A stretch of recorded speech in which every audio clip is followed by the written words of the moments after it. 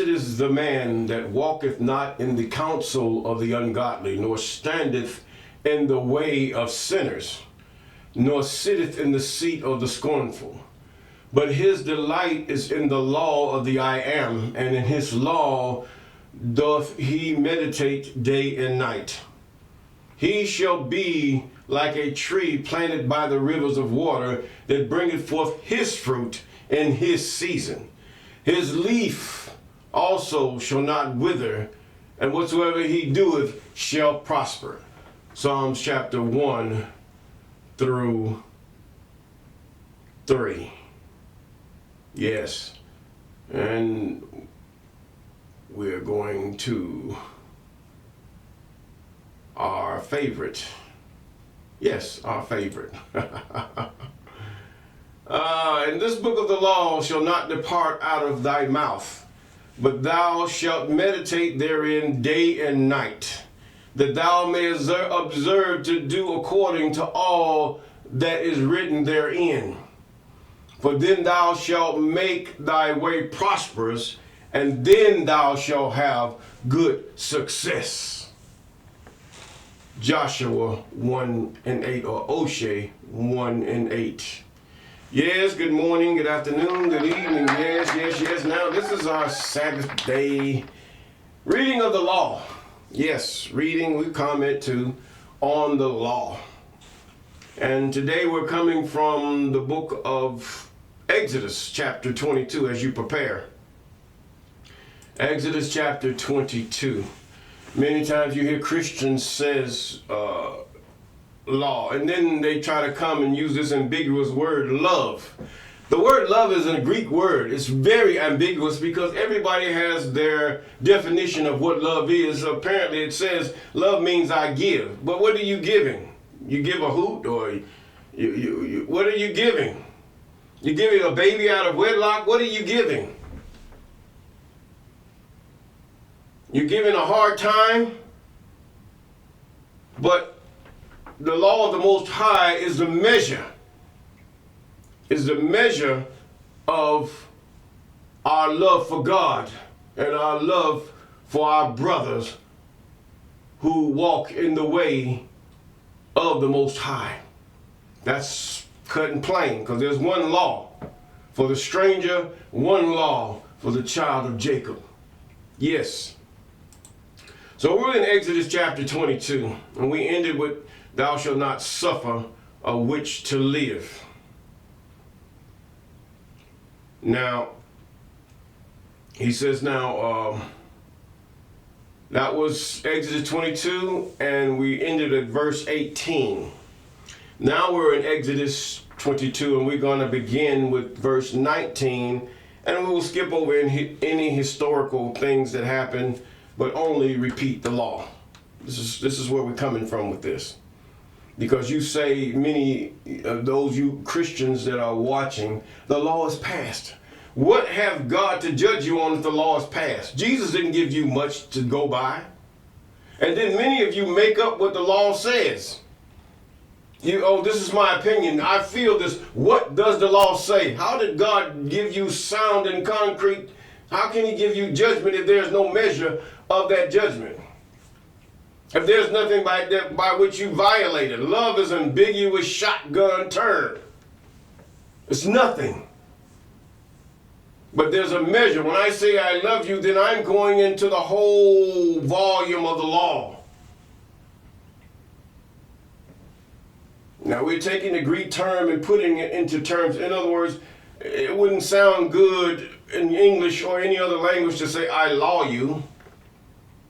But this is the way that you show your respect for the law in your country. You show the law in your city. You show the law in your home by doing those things that are expected or commanded of you. Now, he given Israel a commandment. And the covenant of the commandment is, if you do these things, then I will do this. The same thing in your country or your city, state.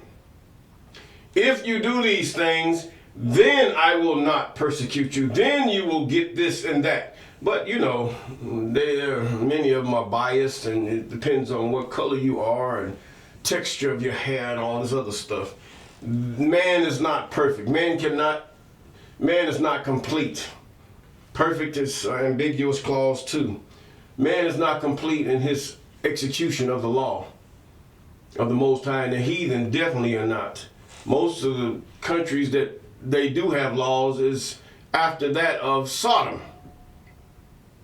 If you read in the book of Joshua, you'll see what the Sodomite laws are. They're no good. They only cater to those who were Sodomites. That's it. And this is the way the law of the worlds are. They don't understand this because this is why they hid the book of Joshua and the book of Jubilees from you. Even the book of Enoch. They hid these things from you and made you to think that these things, you don't need to read that. That ain't no good. You's a liar. Preacher, priest, imam, you's a liar. They mean a lot. For these have the Old Testament as we know it, even your Quran and even your New Testament, take from them and make up their own things. Yes. So, therefore, we are in the law. And now we're into verse 19. Whosoever lieth with a beast shall surely be put to death. Due process. Proving these things are so. Many of you watch these videos that these women and men have made porn videos with beast. Now, if the law was such enacted or enforced in the world, they would be put to death. Period. And the beast with them. Yes, for some of you who might go to Tijuana and see the donkey shows, they would be put to death. This can fall under adultery. You can put this under adultery. Yes, you can. Because adultery, apparently, it's an English term, but the fact is anything outside of marriage is an abomination. Any sexual act outside of marriage is an abomination, except that which he has already shown. If a man lieth with a woman who is not betrothed, because a woman that is betrothed is the same as a married woman, then he shall go to her father and ask for her hand. But if his father does not her hand, he will pay the dowry of virgins. If a father say, no, I don't want you in my family. I don't want to be part of your family. No, you going to pay me my money because you have taken my daughter's virginity. This is very valuable. The virginity of a woman is very valuable. Why do you think they seek out virgins in many parts of the Bible? Because this woman's womb and her whole, all the sexual organs are not infiltrated. And what you get, if the man is pure, then what he gets out of the woman will be pure, regardless of whether she had a child or not. Really, for a woman who had sex, or a woman who have had a child, her worth is gone. But a virgin, her worth is, valuable, very valuable. And the society teaches you all this, even a man's virginity. When if he does not go apart from marriage, it is valuable. Because he does not let his seed out on anything that he has no connection to or have no intention of connecting to. Now, God is wise. He's good. Yes, he knows. Now, you can put this under adultery. Sexual activity outside of marriage. No, you're not married. How can you commit fornication with a dog or a cow or sheep? Yes, I'm getting downright raw because it's wrong before the Most High, especially for the children of Jacob. The rest they don't regard the law of the Most High. Christians don't regard the law of the Most High, except for tithing. Yes, they regard that law. But other than that, you find more divorces in Christian churches than you do in any other place in the world. And fornications and adultery. So how can this thing even be so with the New Testament when prompts a person to do that which is wrong before God. So therefore we have to have the measure, even the law. Now, he says, now, he that sacrifices unto any god, save the I am only, he shall be utterly destroyed. God hands this over to you, Israel, in your land. See, this is why they were cast out of the land. They will not destroy these people, and that others might fear. You'll see like why God even gives them these laws. And God doesn't see, Jesus says, oh, God will do it in the great by and by. No, he wants you to do it now. Put the man that lieth with the beast to death. Now, if we were in the land of Israel, this is the failure of Israel. Now you will really have to take these things and just separate from these people. Get them out of your sight. Try to avoid them. Try not even to touch them if you can. In order that you might, because evil has more influence than good in this world today. And he sacrifices he that sacrifices unto any god, any power, any spirit, any idol that he deems a god, even his own mother and father, putting fruit in front of their graves. Even the flowers is a sacrifice that you put in front of their graves. See how they get you into paganism and then you don't know it? See, they're causing the children of Jacob not to be pleasing before the Most High because the children of Jacob do not know the law. And those who would love to be a part of Israel, the true Israel, they do not know the law for this fake New Testament. This is not of God. It's very subtle. It's very subtle. And it will trick you. This is a concoction of devils. Yes, it is. God allowed it because of Deuteronomy chapter 28. Now, but you have to go to the law. David constantly said, teach me thy law, teach me thy law. I don't want to go by what I think. I don't want to go by what you say. I want to go by what the law says. That is the measure by which God shall judge me and everyone on the face of planet Earth. Whether the whole world knows God. They know who God is. They're not stupid. They don't know who Jesus is because he never existed.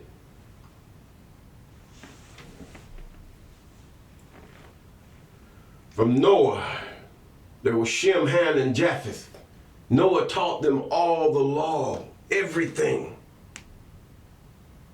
Now the world has amnesia, or at least they pretend to be.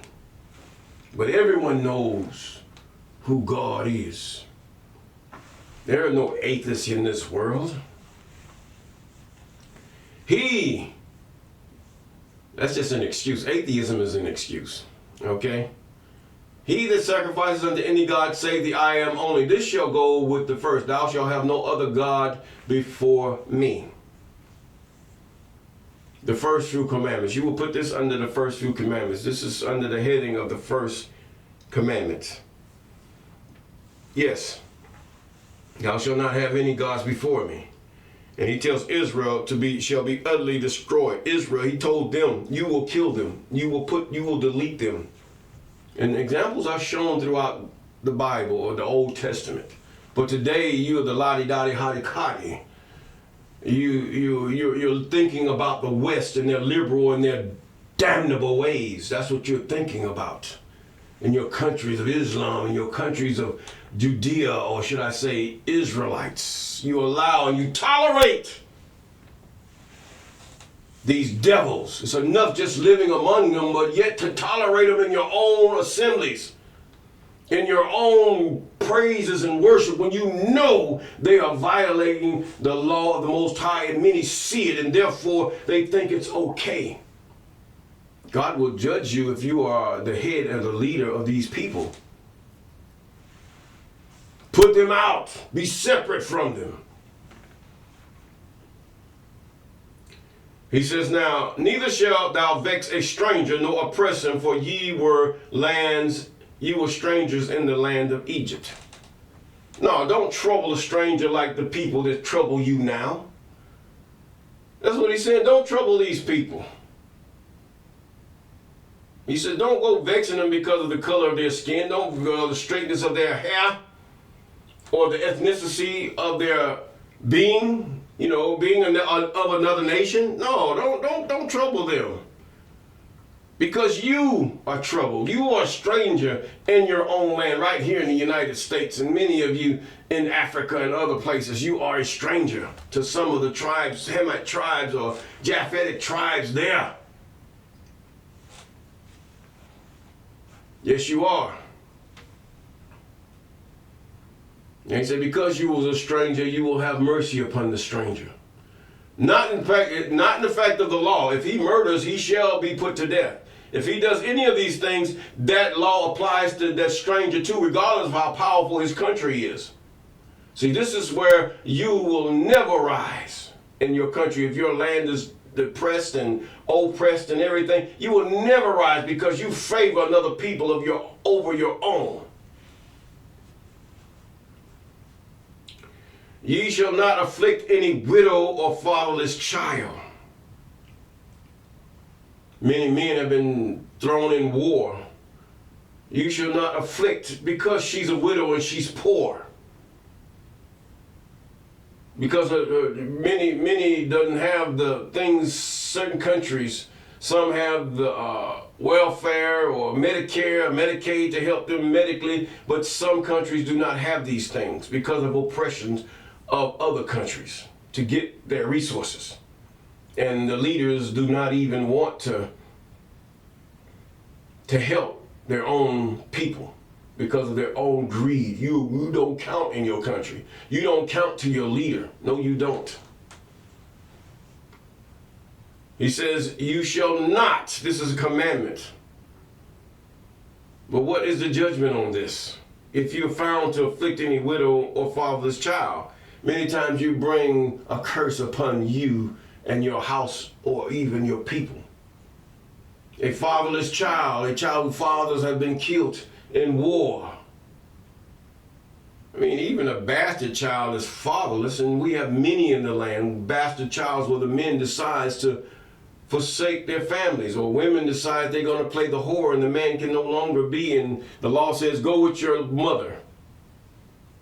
When she was the one who was really the wicked one. If thou afflict them in any wise, and they cry unto me, I will surely hear their cry, says the Most High. Yes, he will hear their cry. If you're a father and a widow and somebody is just putting you down and your husband died, or you're a child and you're a bastard because your father left, he wants to play the whore or the harlot, and your mother's playing the harlot. And the fact is that you cry unto God because nobody wants to help you.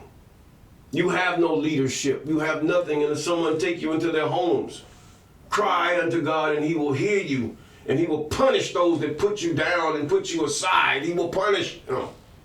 This is his promise. This is what he says right here. Cry.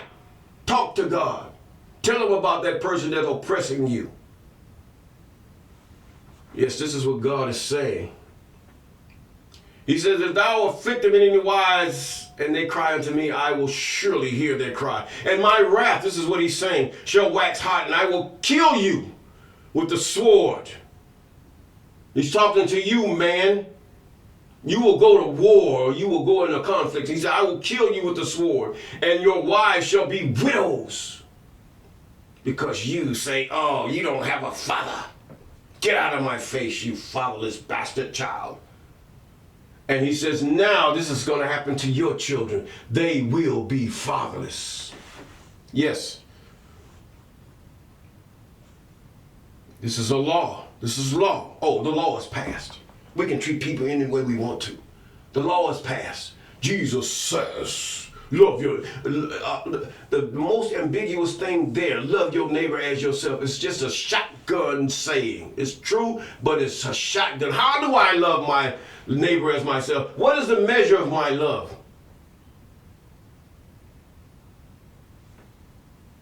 Fools. Who's the most foolish? The fool or the fool that follows him? quote unquote.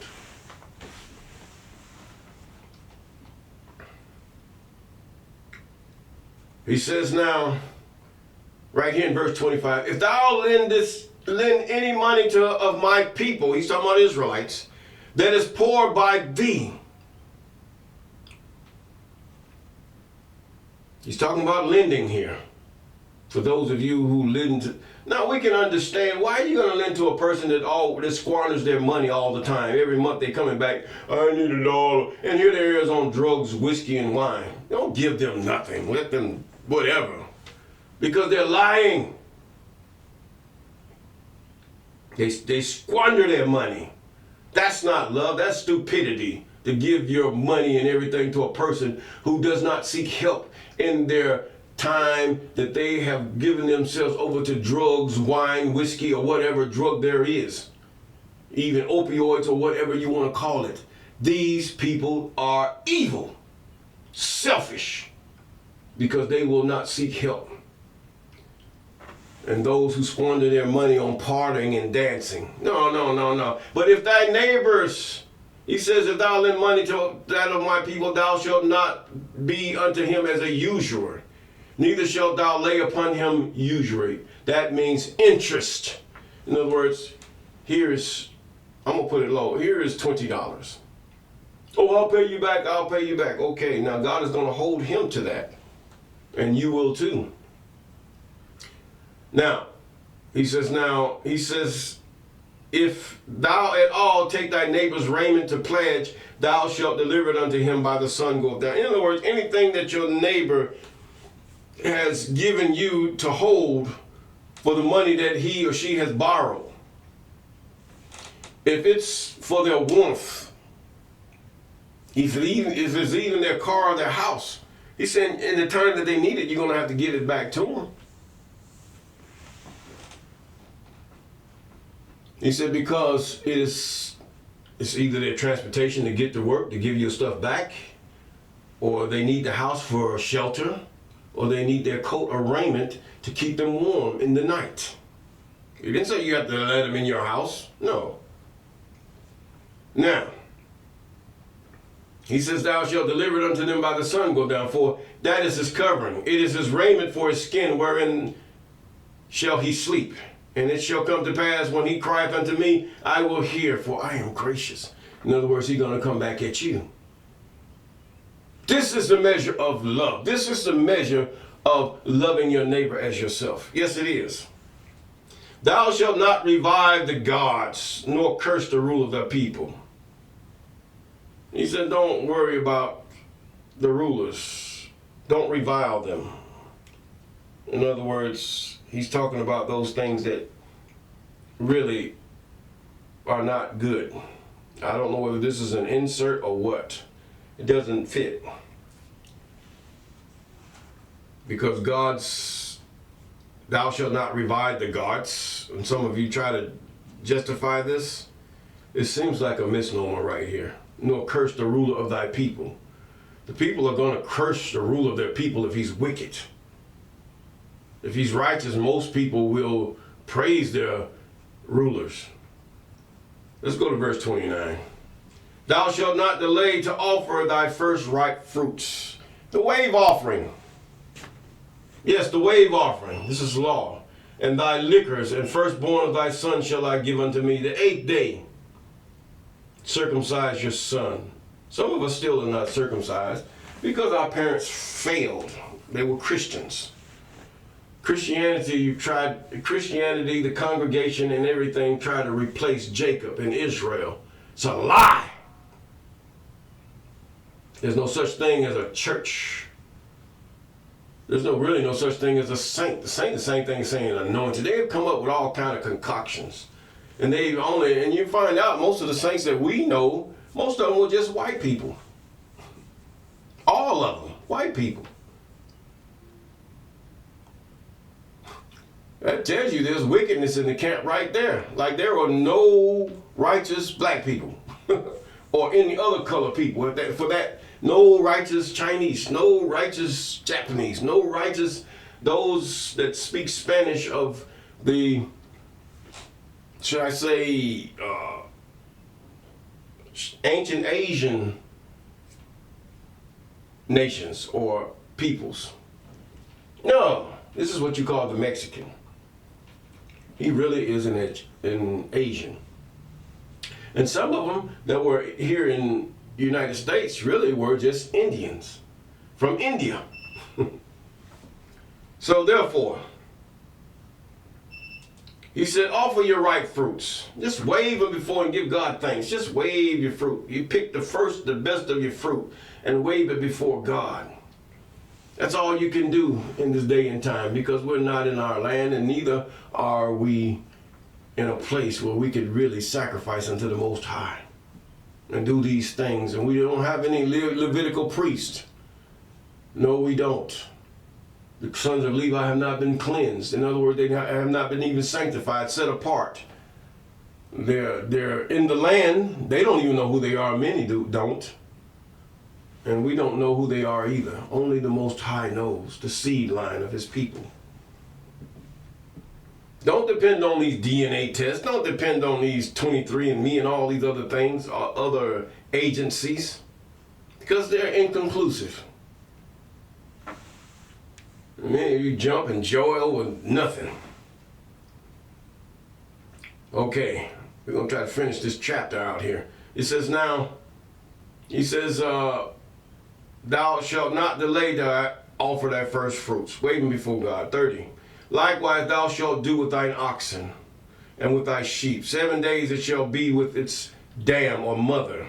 And on the 8th day thou shalt give it me. This is what he means by your sons, giving you his. In other words, you give him your son. On the 8th day you have your son circumcised. You make arrangements with your doctor or with a doctor or someone qualified. Not no man that's going to put his mouth on your little boy's penis and like when he cut the foreskin, he's going to suck the blood.